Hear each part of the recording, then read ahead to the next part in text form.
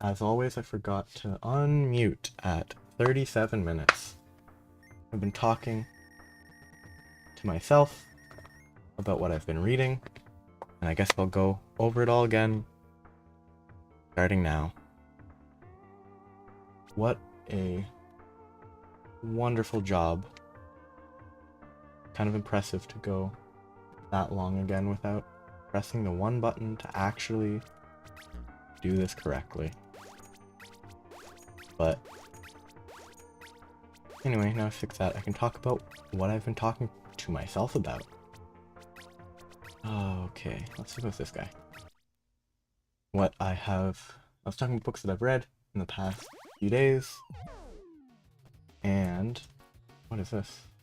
Oh, might as well. And I guess I'll start with, in the same way as I did when I was, talking to myself. Let's start with how I've for the past couple days I've been reading a light novel. I don't know why I went this way, that was dumb. What the? There's a bear. Bite me? Bite me? Yes! A random bear fight. But I've been reading a light novel that I think is pretty mediocre. Well, that's pretty messed up. That is called... what is it called? Yes, The Dragon's Soulmate is a Mushroom Princess. It's a lame name, and it actually fits very well with how kind of lame the book is. Not the worst thing I've ever read, because at least it's not like it plays everything. It plays every trope imaginable completely straight. It doesn't really change anything with them, but at least it has a unique component, even if that unique component, while it is pushed a great deal, is not very interesting. Because, I mean, the only kind of unique element is the fact that the main female character, and because of spirit blessings, they make mushrooms on people based on their emotions, and this sort of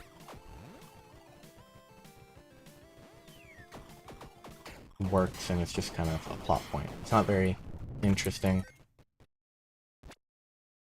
and the only thing it really does is it just serves as a sort of weird hook.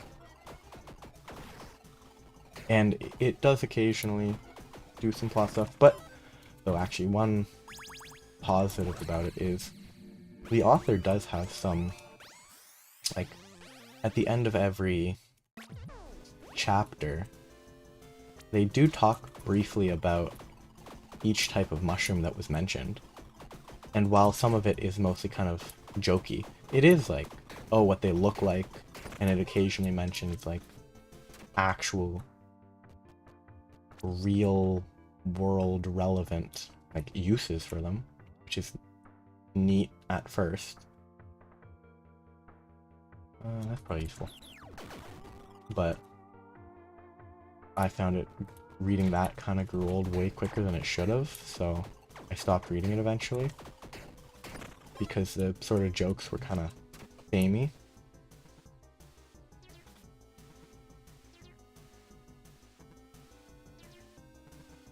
Oh, this is the longest chat in this game, and I didn't even mean to pick that up. What is it? It's a bone wand, okay. But, that's what that story is. It's, I think the biggest weakness of it as a story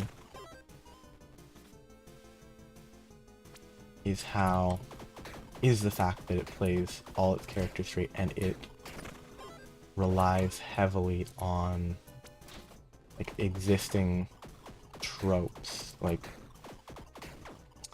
one of the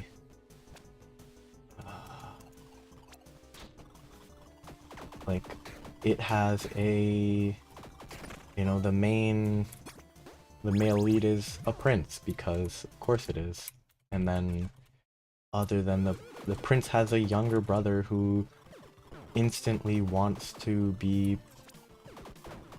their older sister to view them kind of as a younger brother, but they're very forward in an unnatural way, and that's a common thing in these types of stories, and it plays that 100% straight. It does not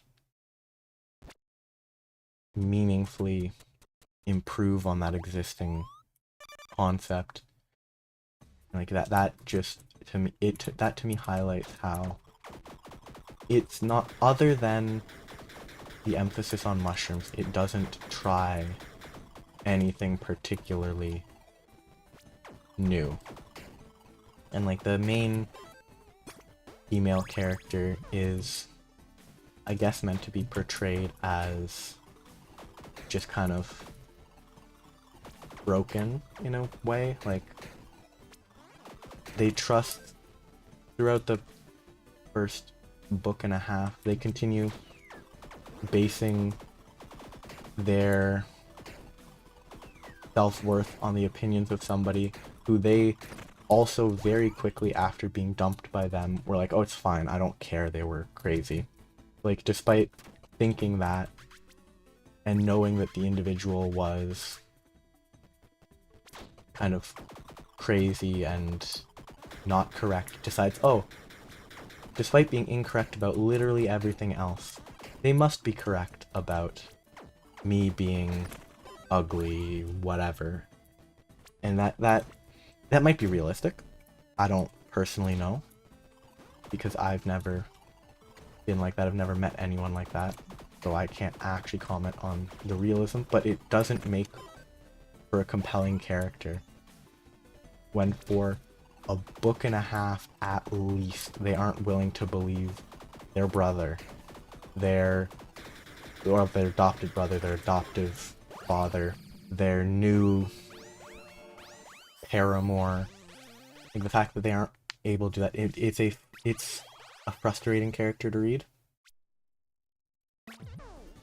and that is a negative to me for trying to read it. It's just sort of, the character just feels unreasonable with their impression that it could be totally realistic. I recognize that, because I just don't know enough about that type of scenario. But, I mean, yeah, considering people with, like, toxic relationships and not being able to leave them and getting back together and stuff happens in reality, it's not totally out of the realm of possibility that this type of person exists. That they are willing to admit that the individual is a terrible person, and they are, like, not trustworthy, except for in this one way. Like, that cognitive dissonance is probably somewhat believable, but it's frustrating to read. And beyond that, the male lead has, wonderfully for the female lead, an absurd obsession with mushrooms to an unrealistic extent. Like,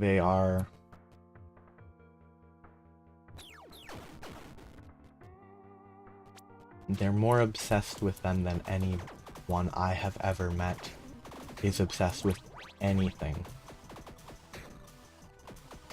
And it's just a very, it could be, you know, realistic, but it's not, it's like a lot of stuff, it's mostly just there as a wild contrivance to get them interested in the main female character, is what it feels like. it could probably have been done in a more natural way if it wasn't just being played as a sort of joke, which I think it mostly is. So that's, as much as I dislike that, it isn't played super seriously, so it's not as frustrating.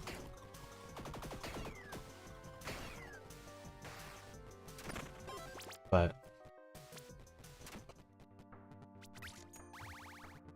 on the mushroom related note, the main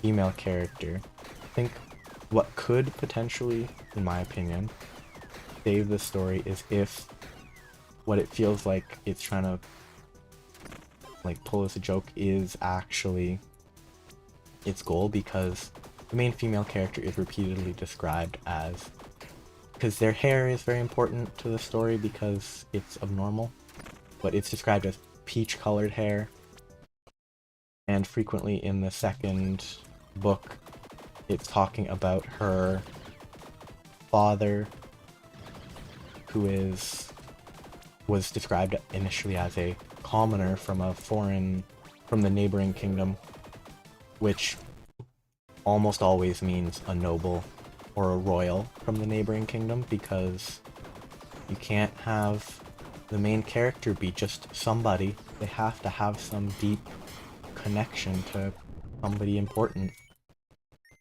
But, well, there are plenty that don't do that, but that's another part of the story that's just played far too straight to be appealing. It's kind of, if that is played straight, it will be lame. But because of her hair is repeatedly described as peach colored, peach colored hair, mushrooms, and it's probably going to be revealed that her father was royalty or a noble from a neighboring kingdom. What this means is, I'm feeling that it's possible that the story is just gonna have a joke that the character is Princess Peach, which I think could redeem it as just a good gag. Or a decent gag, not an exceptional gag. But it would be nice, and that would give me a much better opinion of it if that just the entire story was written for that one joke. But on the note of those sorts of like references, I think if that is what it is going for, it is doing it in a way that is reasonably compelling, because I have read one, like, I think if I remember correctly, it was a Chinese web novel that had been translated, and within 20 chapters it became incredibly obvious that it was just sort of a kind of mediocre like League of Legends fanfic, but without actually being a fanfic with characters from the game. It was just, oh, the main character has gotten skills, abilities, whatever they chose as a defining for the powers that they had, and they were the basically exact description of abilities from a champion in League of Legends. And then once that was obvious, it became very clear that a bunch of other stuff in the story were clear just rips from the video game, which those sorts of references can be fine. And like, I don't read fanfic because personally makes me kind of uncomfortable, but that's just a personal opinion. But like, writing it where it's just, oh hey, I can't think of a single unique ability to give this character in my fighting story, so I'm just gonna take the exact abilities from a champion in a video game and just not word for word obviously, but just put it exactly into my story. It doesn't sit right. Because I mean, it also wasn't even a very interesting League of Legends character. Like, so maybe it improved eventually, and it stopped relying on that, but it was not that type of reference is not as compelling to me. And if this Mushroom Princess story is trying to joke about the character being basically Princess Peach, as long as it keeps it how it has been thus far, where it has not stated anything that explicit, it could stay and it would be pretty fun, because it's not using another IP as a quick way to just tell a story. It's not just, oh hey, I can't think of some power for this character. It's just, he, this character is actually Princess Peach. Like, without going too much into it, it would be an interesting enough... Actually, that might be worthwhile. It's definitely worthwhile. That would be 33. That might not be better, but I'll keep it. It would be sufficiently appealing and not too blatant. Since it's just there, if it is just there as a joke, it to me doesn't stem into just sort of... Plagiarism isn't really the right word, because it wasn't really that. It would be plagiarism if, like, any fanfic was considered just plagiarism, then it would be plagiarism. So it's not really... I don't think it would fall under any sort of actual plagiarism, but it does fall under, like, a lack of creativity, which, if it's just referencing it as a joke, is less of... It's not gonna be an issue. It's actually far more creative to, like, I think, to secretly make it so that your main character is actually, like, that sort of character, and never, as long as it doesn't dwell on that. But yeah, that series is pretty mediocre, because it's not specifically that was weird. The Mushroom Princess Dragon stuff is very... I'm so bad. Straightforward with applying, like, pre-existing tropes and plot lines, and it's not... The one unique bit is not interesting enough to really make me even try to read after this second book. I'm probably gonna finish it, and then never intend to read it again until I'm just bored in, like, 2 years, and I'm like, oh hey, I just remembered this thing that I read a while ago, and then I'll read it, and I'll be like, this wasn't very good. Oh, little guy. Yeah, that's one thing that I've been reading. The other thing I've been reading, I've been getting through the Gardens of the Moon, the first book in the Malazan Book of the Fallen, rereading it again. I think it's maybe the 4th time I've reread the first book, because I've tried to reread the book. I think I've tried to reread it twice, and I read through the first 3 books once, and then I got the rest of the books later and reread it from there that second time. And so it's very... Okay, I'm bad.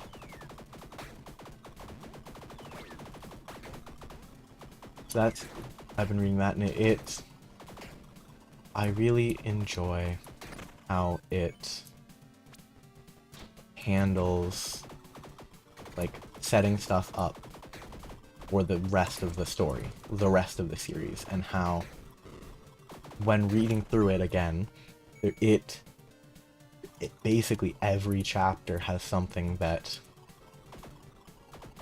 in the future of the series that I am reminded of, and that it makes me think about, which is, it's in books that don't just pull plot points out of the air are very, it's much more compelling to read a sudden major reveal if it has actually been something that was appropriately and subtly hinted at in a previous book or earlier in the same book, as opposed to something that you could literally never have guessed because it's completely coming out of nowhere. When books do that, it is very frustrating. And it almost always ends up feeling kind of contrived or cheap. But yeah, when reading through these, there's plenty of stuff that it reminds me of, like how this series of books is really just, it fits with the title, but it's really a story of like tyrants, empires, groups who have had power crumbling because many times in the story, many times in the world of the story, it is made clear that there was previously there was another group who had united the entire world, or never to that extent. It's never been, I don't think they united the world, but like there's, it's a lot, the story is a lot of history repeats itself, and tyrants arise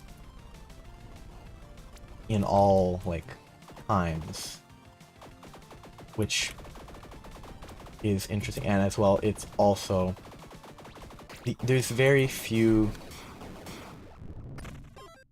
characters in, there's very few groups in the book where the group, when it's beyond a certain size, is universally good. I can't think of any groups that are just entirely good or well-meaning. Obviously, it's all to their own goal and perspective, but it's based on my morals, opinions. They're good. Any groups that are good are held together by like one individual or a small group, and this tracks well with kind of how the world seems to be. And I think there's I'm certain there's a quote that exists of like people as individuals can be good, or I think the only quote that I know is more like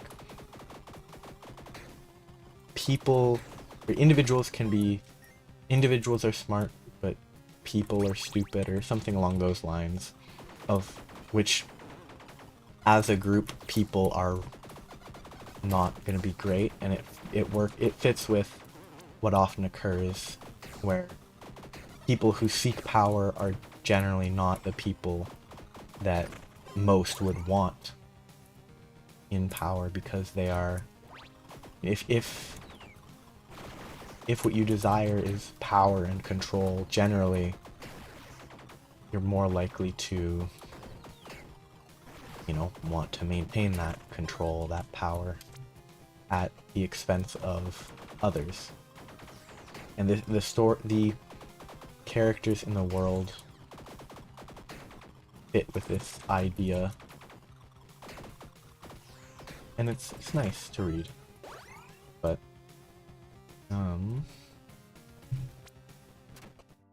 I should level this up so that if I can somehow get it up one more. I'm pretty sure I can't, yeah. If I can upgrade it, it would be nice, but yeah. I guess what I can talk about for a bit, like I did, when I was still muted, is I can talk about how just sort of some of the plot of the first half-ish of the book, with it like just sort of talking broadly about the characters and important topics which are introduced.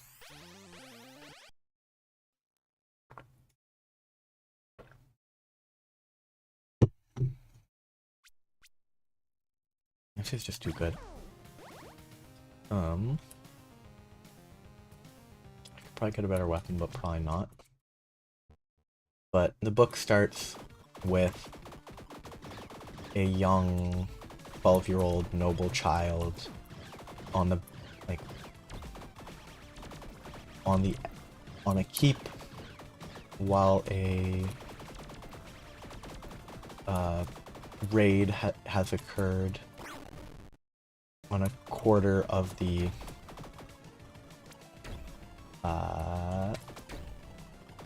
okay, that's a terrible attack. I have never seen that. In one of the segments of the hold, I think is what the term that's used, and how it's gone kind of out of control.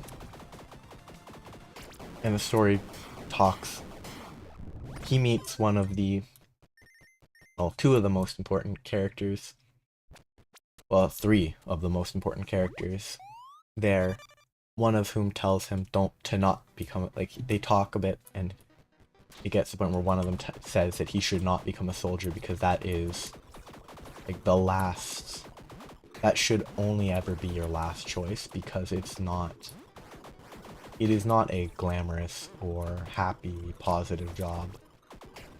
And after this, it cuts forward 7 years, and unsurprisingly, he became a soldier, despite the, suggestion to avoid it. And that leads into a major point of the plot, which is very important for this first book, and while it sets stuff up for even further on, it primarily sets up this important segment for this book. Sword. But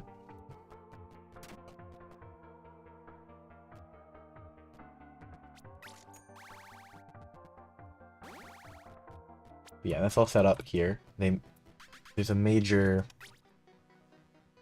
incident which occurs, and it wipes out a large group of soldiers. And it's caused by the Hounds of Shadow, which are, that's eventually revealed later in the story, but the Hounds are important beings within the world, and there's a few points in the story where they are highlighted and very important. At this stage, they're mostly a mystery with no deeper explanation as to what they are, who controls them. Eventually, it will be explained, but explanations about that come much. I dashed in the wrong direction twice in a row. Come much later in the story, which is par for the course for this series. And it all just sort of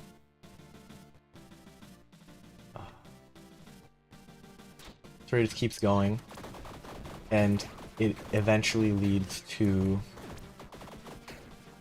the story being set in a city that was just recently under siege, and the Malazan Empire has just succeeded in breaking said siege and getting in and taking out the defenders at a fairly hefty cost with some major, like, with some characters being killed, some of which were, spoiler for a little bit later in the theme book, some of which were intentional because it was a small amount of a culling to get rid of individuals. So that is not, I believe it is eventually explained why, but it's not explained within this book very well why they felt they had to be killed, but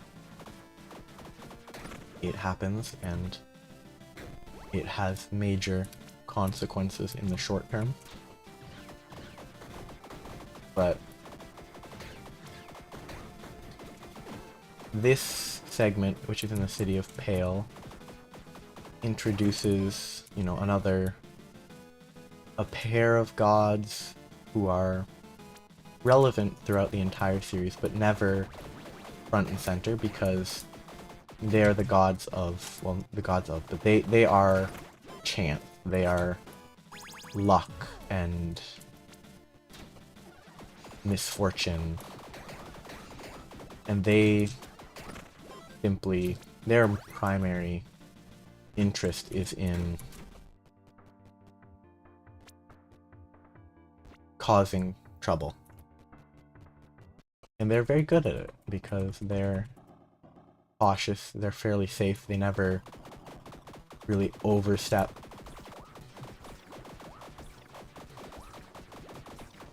And they always try to keep like one step away.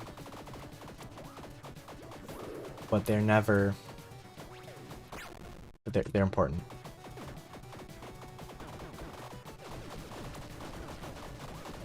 I have to face tank this, whatever.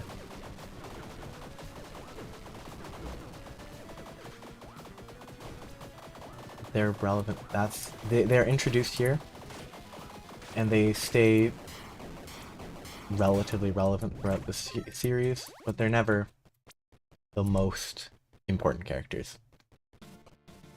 That's kind of where I'm at reading it. I remember more of what happens later, but that is not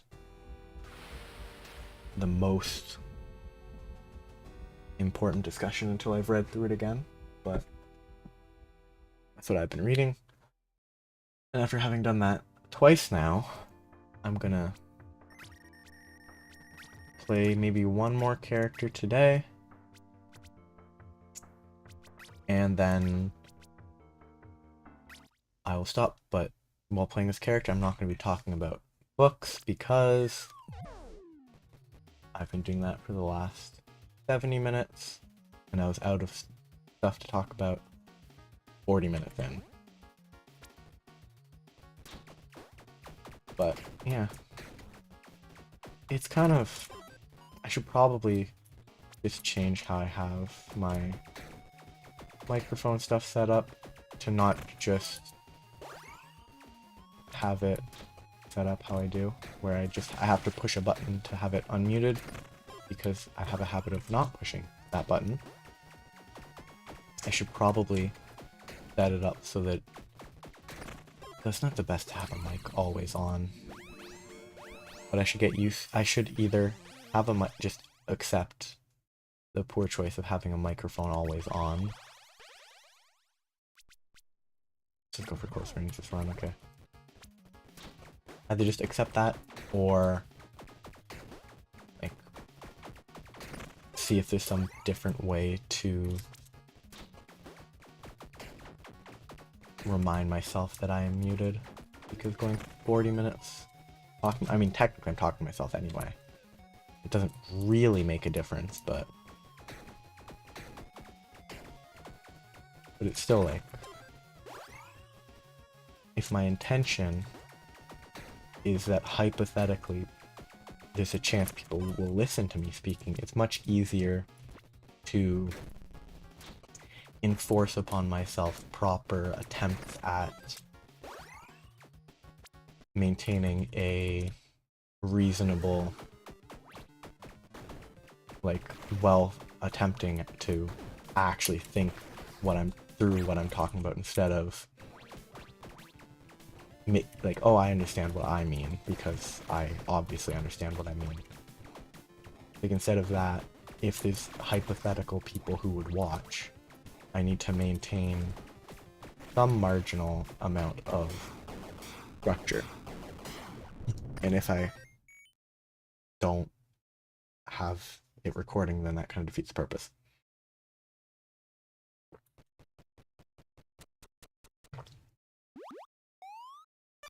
Yeah, I guess I can take this time to think to myself while maintaining speech in hopefully a manner which can be followed. I should think about what I plan to do with regards to, like, the week, because I've decided that I'm going to try to... Weekends will be just sort of do whatever.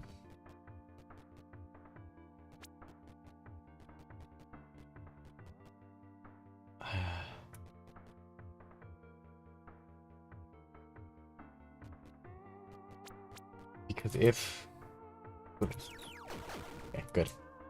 Because on the weekends, my intention is to do it for a little bit longer on the weekends because I'm doing it in the middle of the day for me.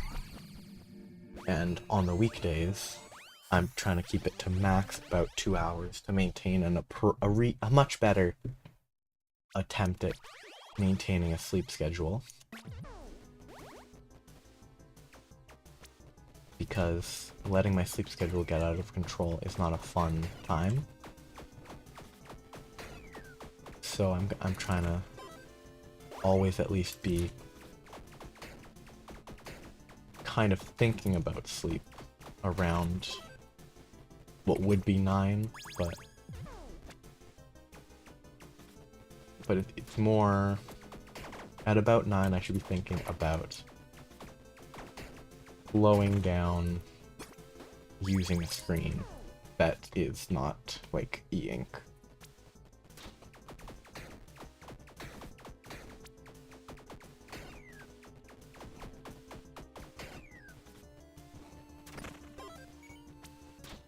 Because it's better for your eyes to be not to, or because of what?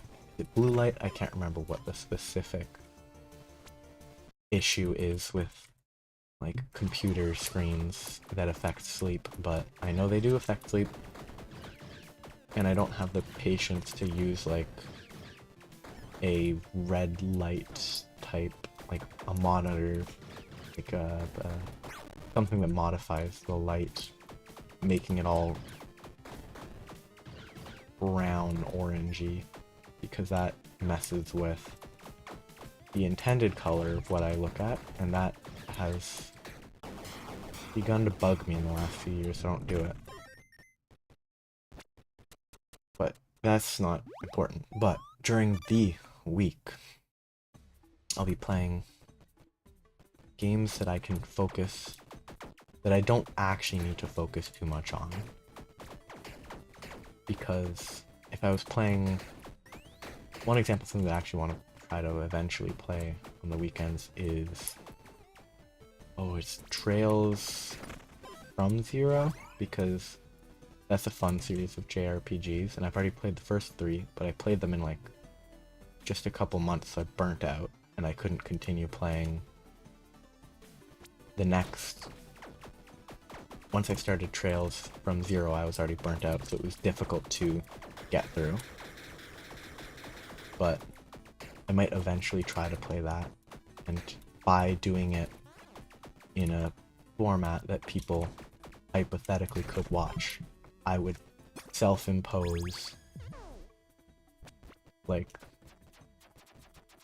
it would do a good job of making me not just stop in the middle of nowhere, even if no one is actually watching. Like, the theoretical people would function well enough for me that I would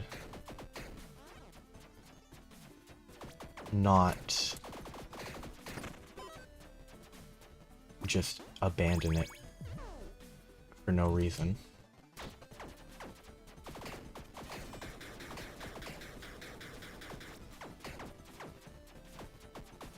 And so I would actually be able to get through those games and get to the newer ones that have,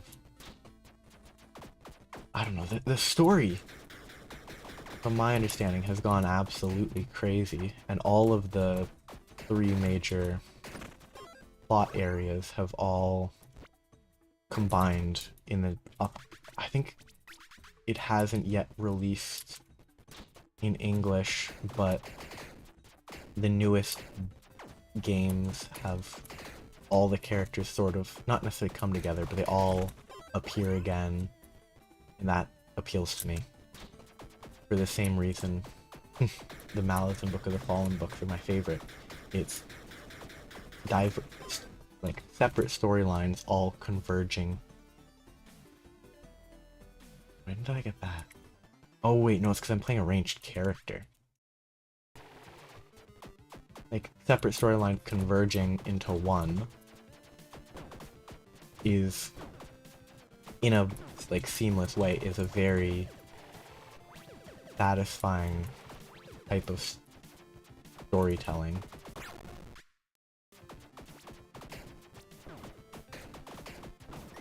I'm bad at this game.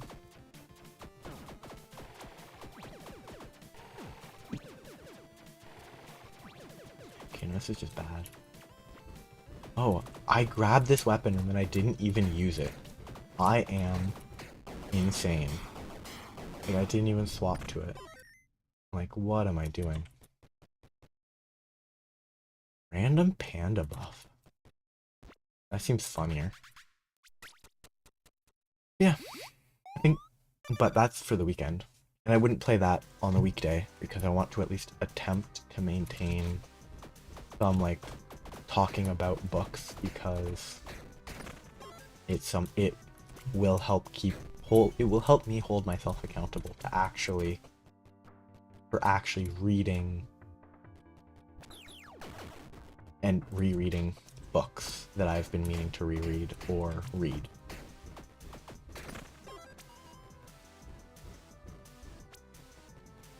That's something I need to maintain for the week, but the actual topics are difficult, because I definitely can't consistently talk about what I've read, partially because it's not very interesting, and partially because, like,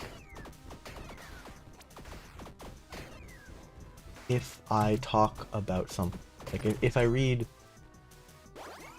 for... If I read 4 volumes of a light novel in a day, and then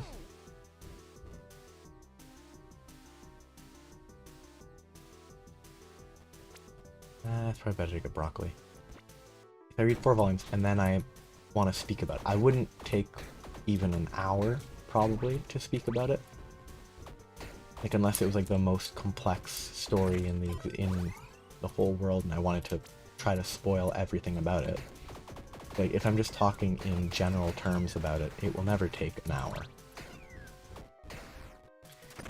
So I'm thinking maybe I'll try to aim for minimum, like, half an hour on just sort of what I've read recently. If I've read anything. If I haven't, then there's nothing to talk about, but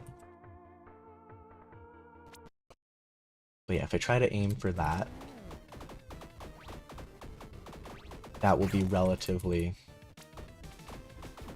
straightforward. And if I try to talk about, with these, strength and intelligence, that's huge, that's super strong. It's random, but that's strong. But then after that first bit, I could try to, like, maybe Tuesday, Thursday, I talk about just other book adjacent stuff afterwards. Like, maybe try to talk about recent whatever, about a genre of book. That could be something I could aim to do.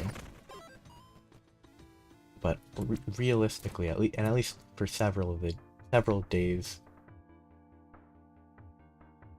of the week, I don't have enough money. I would probably just talk about kind of whatever after that first bit, talking about what I've been reading recently. Like maybe once a week, maybe every Monday I'll try to be a little more in depth, but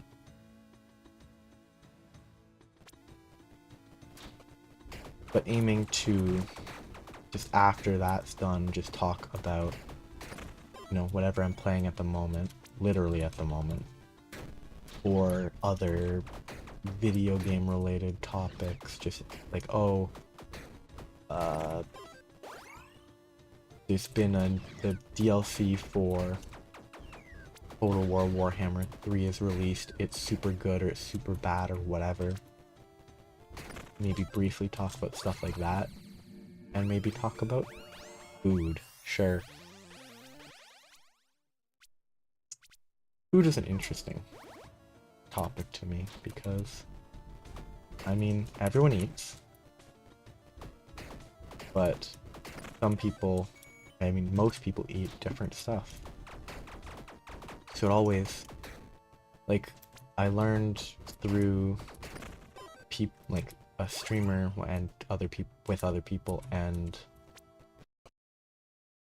mostly YouTube uploads of that apparently there are places where people eat fish and chips just with their hands, which to me is wild. But then the fact that, like, it's wild to me, so it's understandable that it's wild to them, I guess, that people eat it with a fork and knife, but those sorts of specific things are very interesting. And though that information it's so specific that it can't really be released without those sort of misunderstandings.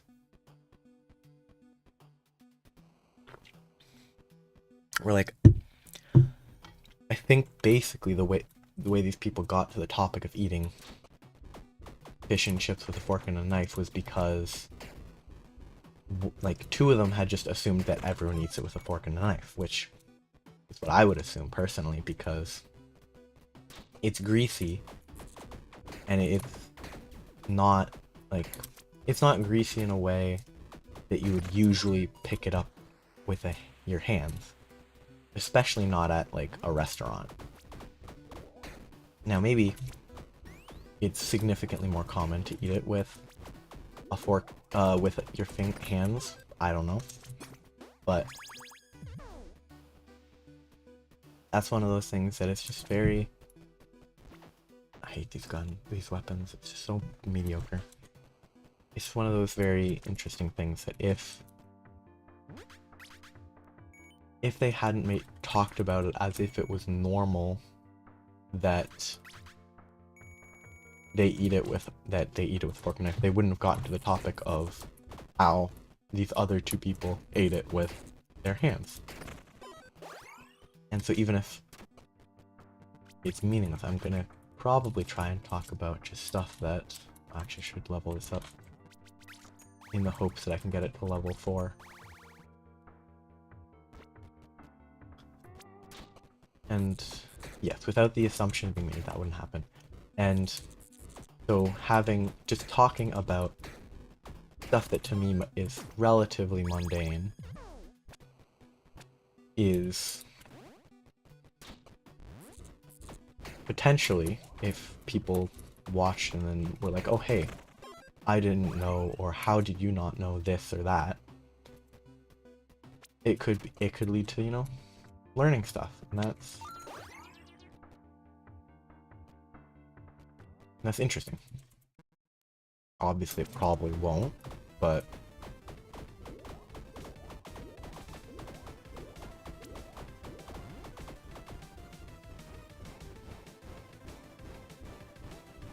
Yeah, that as a whole, it's all very mixed, and since part of my goal is actually just to part of my goal with this streaming that I am doing is just to talk more, because at my previous job I was trying to teach something to someone, and after 45 minutes my throat got incredibly sore because I just don't talk that much.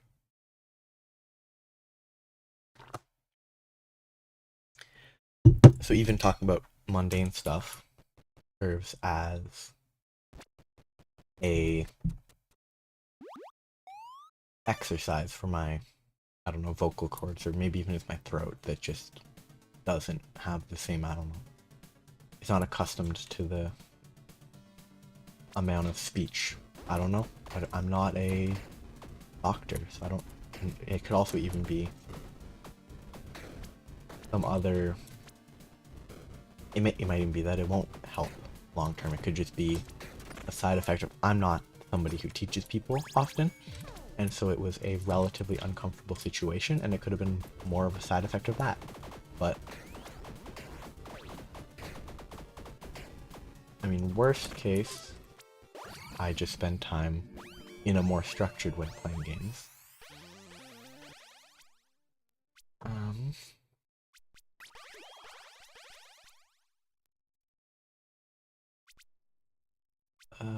Let's do one more. I mean, this vitality is way too good.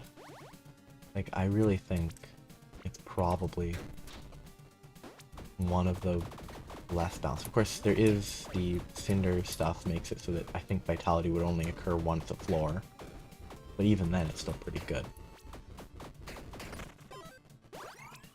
Rare key. I need more keys. I have a good enough weapon for now.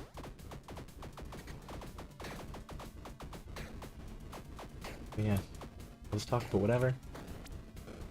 And it will all be what it is.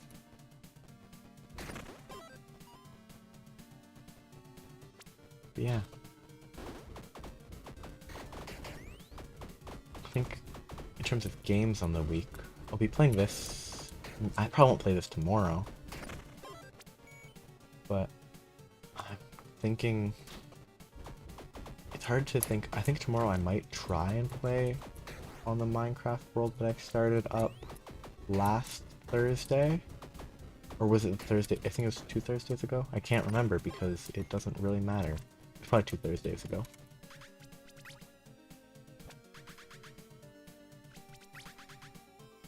That permanently? That's cool. But yeah, I'll play that, see how it goes, trying to keep talking throughout, because as far as games go, Minecraft is not the most complicated, and like it doesn't need it's been around long enough that I don't think that unless you're doing something actually new or creative, which I certainly wouldn't be, there's not much need for commentary that pertains specifically to the game. Like, if you're making a cool build and you want to explain stuff, that's one thing, but I'm not that type of creative. Gotta love random spam calls.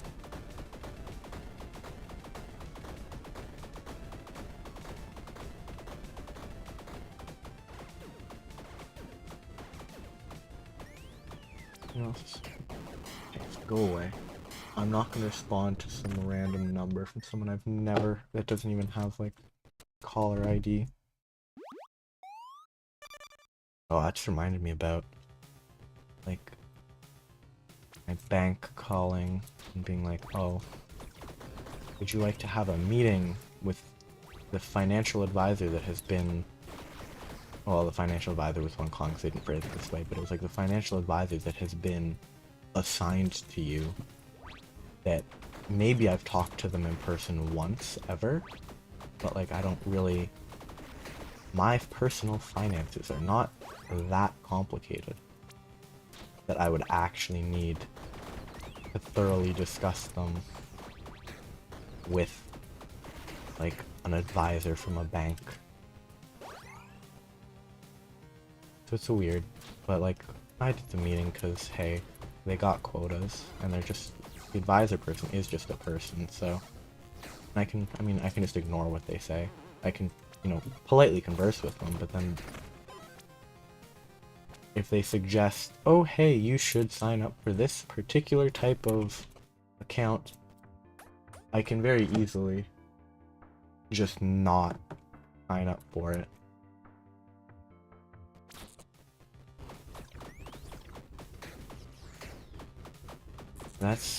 It's one of the annoying types of calls, because you gotta, at least to an extent, respect people who work at banks because they're working and they need to, make money. Like, nothing against them. Did I grab the tipsy one? Yes, I did.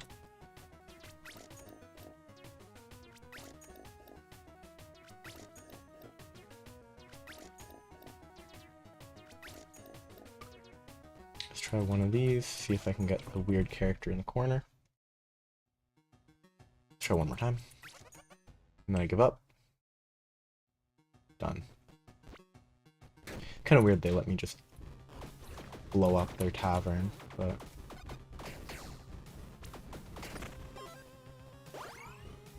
I have enough keys.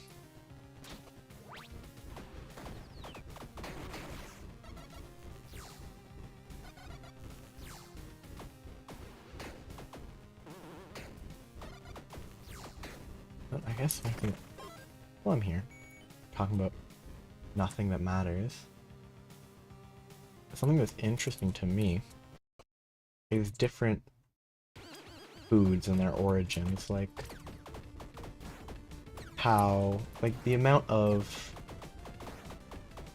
Chinese food that is just, I think it's generally American Chinese food is sort of has phrase, which, like, is good food, can be good food.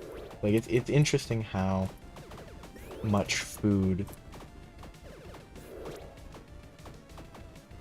is, like, just...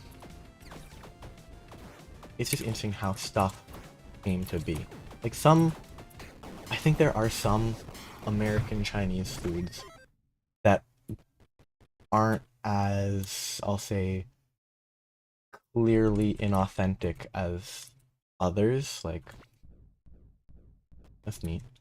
Like, I'm pretty sure any, like, fried chicken balls type thing is not a authentic thing, but the authenticity doesn't really have a huge... Obviously, I can't speak on it, but... Like, it's just interesting the amount of foods that... and how foods are shaped by their... like, where they are. Nope, that one's terrible. I hate it. This is not the one I want to use, because this is way better, but... Yeah, like... There's... a food that I...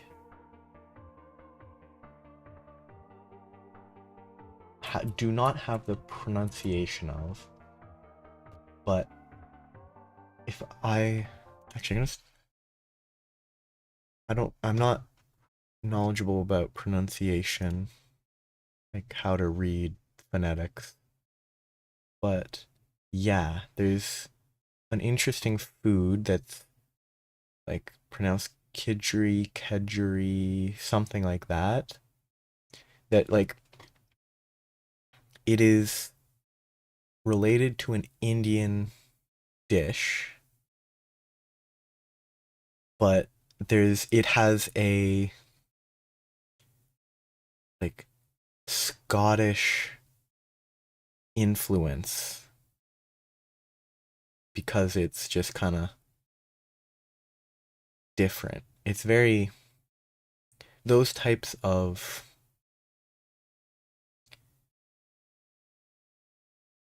foods are neat. Like, I mean, it makes sense, the connection between like the UK and India is certainly, like, there's definitely history there. And like, so it makes sense that there is food that has some connection between the two. But those sorts of connections are cool because it just shows how different, how the influences, how things are influenced by, you know, their surroundings and the people who are there, obviously. But it's still not like the most surprising thing, but it's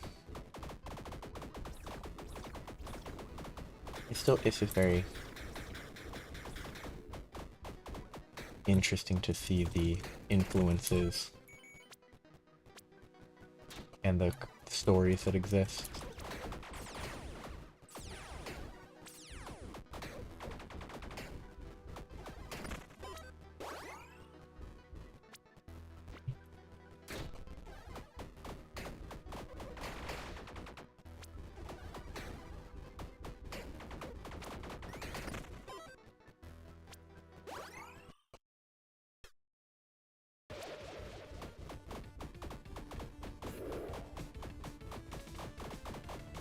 You really have to respect these bosses who split themselves up so you can hit them 3 times as much. Like, they're absolutely geniuses.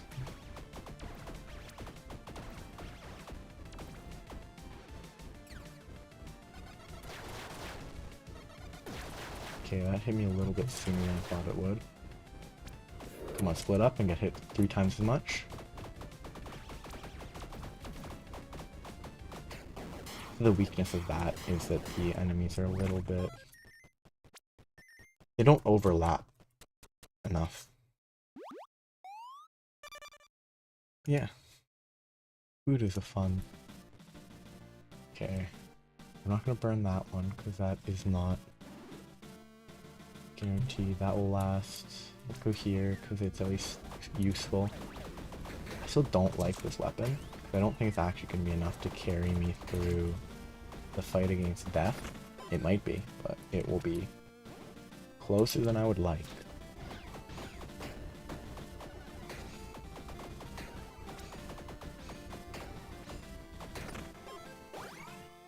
Buy items, sure. Useless. Actually, not actually useless, because this is at +3, so this is useful. I'll hold it for now, and then pop it at before the boss. Okay, that was bad, but...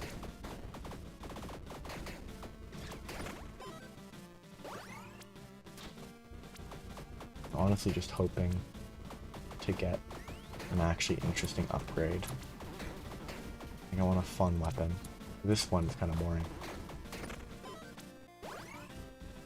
Okay.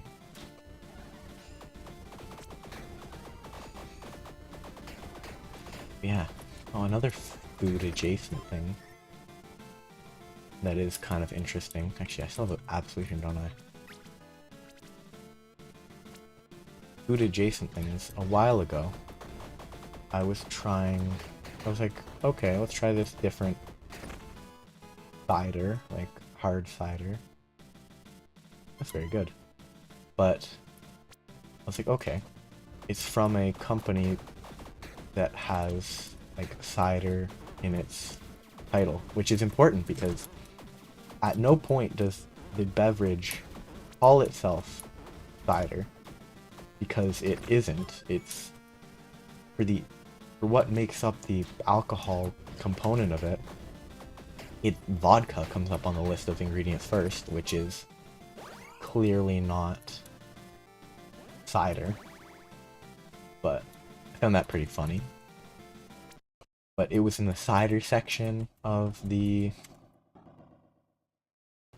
store, which like obviously you gotta read, but I don't like have an issue with it, and I actually find it kind of funny how I would say they are getting away with it by too soon. By not actually calling the beverage a cider, they just say they're a cider company, despite not actually selling cider, which is kind of wild as a concept, but maybe they sell actual cider, just not this particular beverage, but it's still, it was funny. And it's kind of wild, but that was a fun thing to see. Like, oh, it actually is more vodka than cider. I don't even know if it had cider.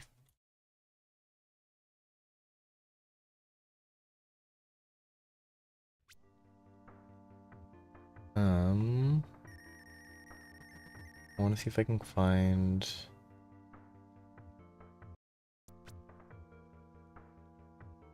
Okay. Yes, I am older. Yes. Like the beverage, which I guess I can say it was Okanagan Apple Ciders or Okanagan Cider Co. The beverage is just called Crisp Apple, which doesn't claim that it's an apple cider, which is pretty funny to me. I wish I could actually see the nutrition label, but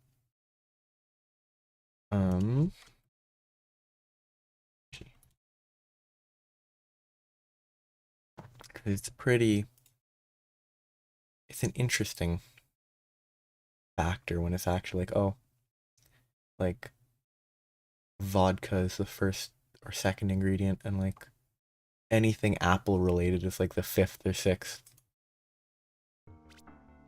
Yeah, that's there. Only one more default basic class to clear, and then I'll be done with unlocking the doppelganger, and then I'll have to just RNG unlock the gunslinger class, because I've had, I think, 2 opportunities to do it now, maybe 3, and I just didn't have a gun any of those times, so that's a shame. There has to be a use for all these souls, right? I hope there is. Nope, I didn't mean to click that, because I'm not playing right now. I'm done here today. But next I'll have to do up my cinder level. This I did on my first run with these 4.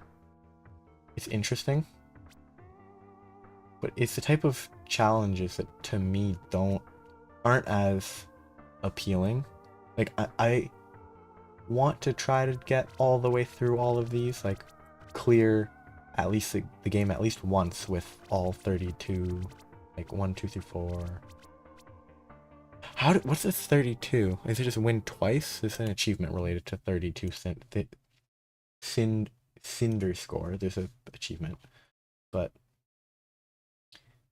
defeat death at Cinder level 16. Okay, no, it's just reach a Cinder thumb and sum is 2 words that I'm not good at pronouncing the difference. Thumb, the finger or the digit on your hand, and thumb, like adding stuff.